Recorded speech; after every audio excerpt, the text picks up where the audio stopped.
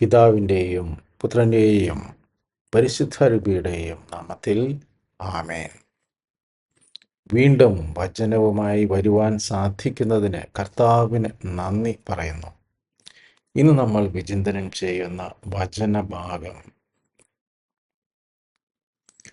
വിശുദ്ധ മത്തായി എഴുതിയ സുവിശേഷം 27-ാം അധ്യായം 3-ാം വാക്യം മുതൽ.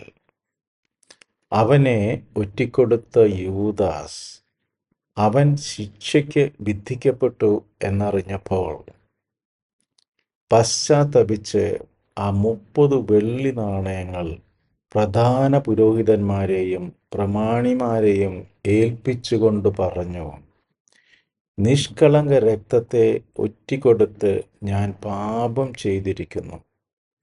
അവർ അവനോട് പറഞ്ഞു, അതിന് ഞങ്ങൾക്കെന്ത്? അത് നിന്റെ കാര്യമാണ്.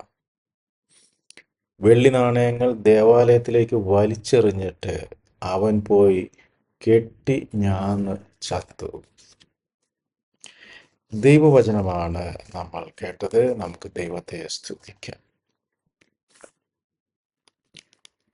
പാവം യൂദാസ്, ക്രിസ്തുവിൻ്റെ അരിമശിഷ്യൻ, ക്രിസ്തുവിൽ വിശ്വസിച്ചിരുന്നവൻ, ക്രിസ്തുവിൻ്റെ കൂടെ നടന്നിരുന്നവൻ, ക്രിസ്തുവിൻ്റെ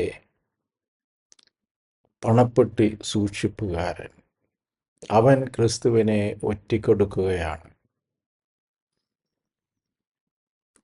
അവൻ ക്രിസ്തുവിനെ കച്ചവടം ചെയ്യുകയാണ്. അവൻ ക്രിസ്തുവിനെ വിറ്റ് കാശാക്കുകയാണ്. അപ്പം ഞാനിത് ഈ വചനം വായിച്ചപ്പോൾ മുതൽ എനിക്ക് യൂദാസിനോട് എന്തോ ഒരു സോഫ്റ്റ് കോർണർ.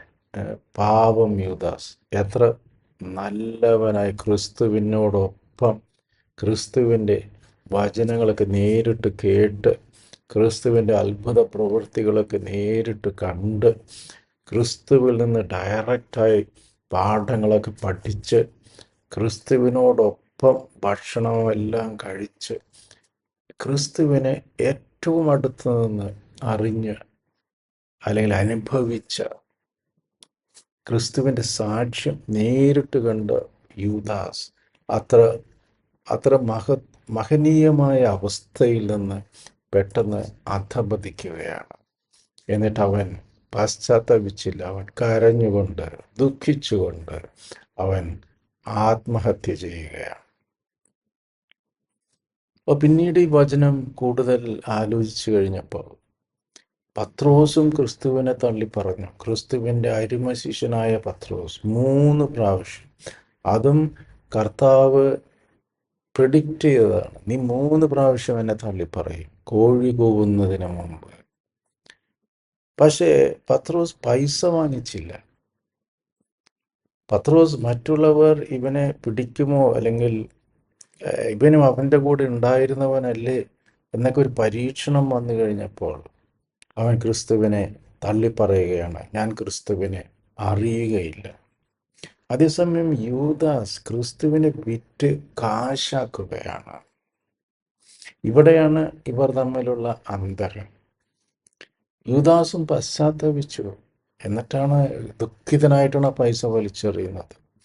പത്രോസും പശ്ചാത്തപിച്ചു, പക്ഷെ പത്രോസിനോട് കർത്താവ് പൊറുത്തു.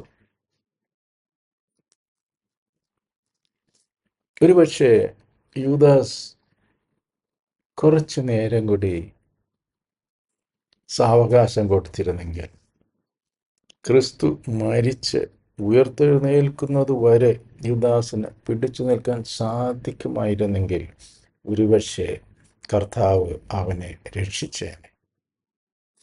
ഇവർ തമ്മിലുള്ള സിമിലാരിറ്റീസ് ഒത്തിരി അധികമാണ്. ഇവർ രണ്ടുപേരും ശിഷ്യന്മാർ, ഇവർ രണ്ടുപേരും കർത്താവിനോടൊപ്പം സഞ്ചരിച്ചവർ.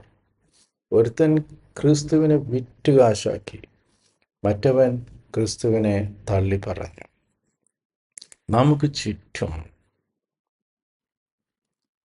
ഇന്ന് നമ്മൾ നോക്കുമ്പോൾ ക്രിസ്തുവിനെ തള്ളിപ്പറയുന്നവർ കുറവാണ്, പക്ഷേ ക്രിസ്തുവിനെ വിറ്റ് കാശാക്കുന്നവർ കൂടുതലാണ്. അവർക്ക് വലിയ ശിക്ഷാവിധി അവരെ കാത്തിരിക്കുന്നു. എവിടെ പോയാലും ക്രിസ്തുവിൻ്റെ പേരിൽ പണമുണ്ടാക്കുക.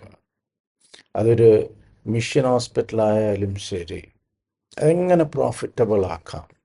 ചാരിറ്റി ഓർഗനൈസേഷൻസ്, നമ്മൾ കഴിഞ്ഞ കൊല്ലം ഇത്ര ടാർജറ്റ്, ഇക്കൊല്ലം ഇത്ര ടാർജറ്റ്, പല പല കാര്യങ്ങൾ.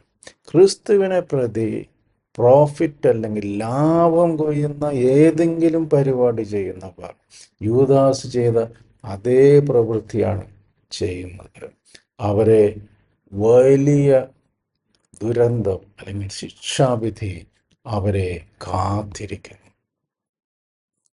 പലപ്പോഴും കാണാം. ഇപ്പം ഞാനൊരു കൂട്ടായ്മയിലൊക്കെ ഉണ്ട്. അപ്പോഴേക്കും നമുക്ക് റോമിൽ പോകാം, യൂറോപ്പിൽ പോകാം, അപ്പം അതിന് പിരിവിട്. അപ്പം ഈ പോകാൻ പറ്റാത്തവനൊക്കെ എന്ത് ചെയ്യും? അപ്പം ഇത് അതിൽ നിന്ന് വരുന്നൊരു പ്രോഫിറ്റ് ഉണ്ടാക്കിയാൽ അത് ആരെടുക്കും? ഇതെല്ലാം ക്രിസ്തുവിനെ പ്രതി, ക്രിസ്തുവിനെ വിറ്റ് കാശാക്കുന്നവരാണ്. അറിഞ്ഞോ അറിയാതെയോ ദൈവം ഇവരെ ശിക്ഷിക്കാതിരിക്കട്ടെ. ഇമാതിരിയുള്ള പ്രവൃത്തികൾക്ക്, ക്രിസ്തുവിനെ പ്രതി കാശുണ്ടാക്കുന്ന ഒരു പ്രവൃത്തിയിലും നമ്മളും അറിഞ്ഞും അറിയാതെയും ചെന്ന് വീഴരുത്. അത് യൂദാസ് ചെയ്ത അതേ പ്രവൃത്തി തന്നെയാണെന്ന് നമ്മൾ തിരിച്ചറിയണം. നമ്മുടെ ആത്മാവ് കെട്ടുപോകും. ദൈവം നമ്മെ എല്ലാവരെയും ഈ ഒരു തിരിച്ചറിവിലേക്ക് ദൈവം നമ്മെ എല്ലാവരെയും നയിക്കട്ടെ. നമുക്ക് ക്രിസ്തുവിനെ സ്നേഹിക്കാം, ക്രിസ്തുവിനോടൊപ്പം നടക്കാം. എന്തു വന്നാലും ക്രിസ്തുവിനെ തള്ളിപ്പറയുകയില്ല എന്ന ഒരു പ്രതിജ്ഞ നമുക്ക് എടുക്കാം.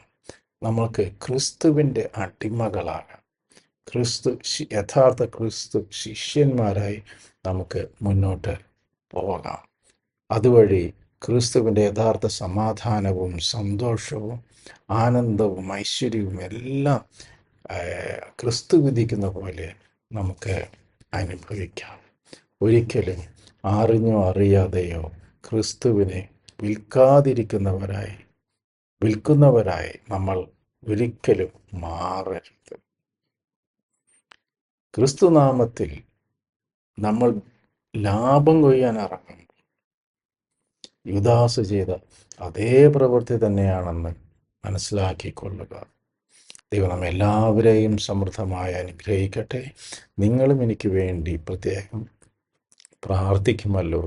ആമേൻ. God bless.